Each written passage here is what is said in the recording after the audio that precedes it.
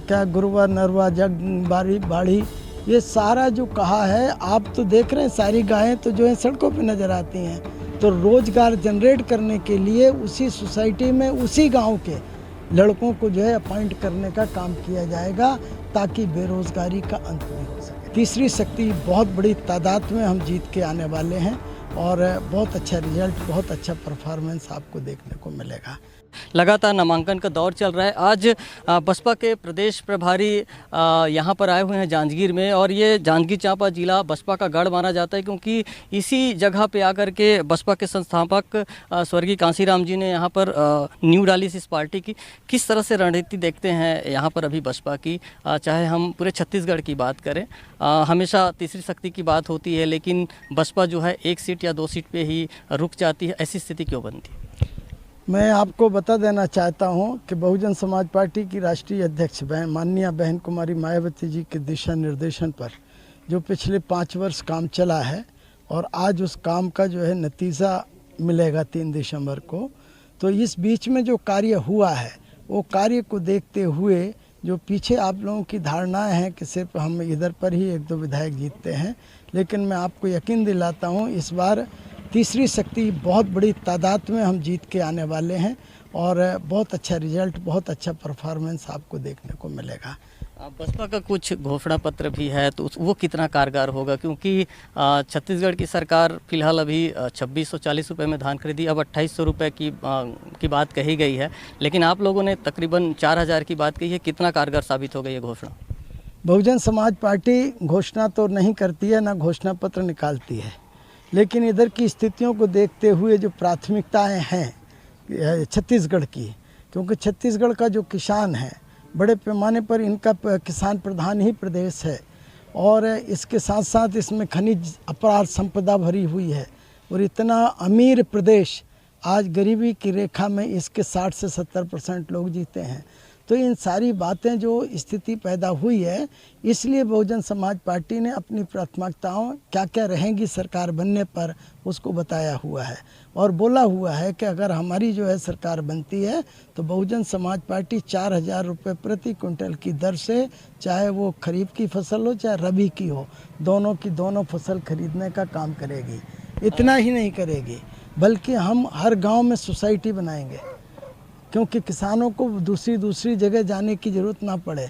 हर गांव की सोसाइटी में ही वो धान खरीदी जाएगी और उस सोसाइटी में सिर्फ धान फिर नहीं, उसके अलावा भी जितनी आम जनता की ज़रूरत की चीज़ें हैं उसको भी किया जाएगा। और रोज़गार देने के हिसाब से रोज़गार कैसे जनरेट करें, तो रोज़गार जनरेट करने के लिए उसी सोसाइटी में उसी गाँव के लड़कों को जो है अपॉइंट करने का काम किया जाएगा ताकि बेरोज़गारी का अंत भी हो सके। इस बार गठबंधन किसी अन्य पार्टी से आप लोगों ने किया है? पिछली बार जनता कांग्रेस छत्तीसगढ़ से जोगी जी क्योंकि बड़े चेहरे थे, उस बार कितना जो प्रभाव आप लोगों को दिखा और क्या अंतर रहा कि इस बार गठबंधन जनता कांग्रेस छत्तीसगढ़ से नहीं हुआ?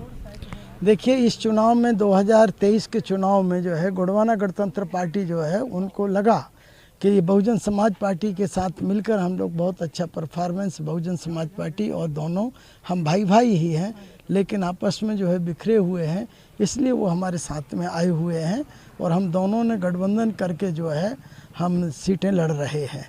तो और इसका लाभ पूरे प्रदेश के अंदर एक उत्साह का वातावरण है, आदिवासियों में भी है और हमारा जो है बहुजन समाज में भी और सर्वजन समाज में भी एक बहुत अच्छा उत्साह देखा जा रहा है।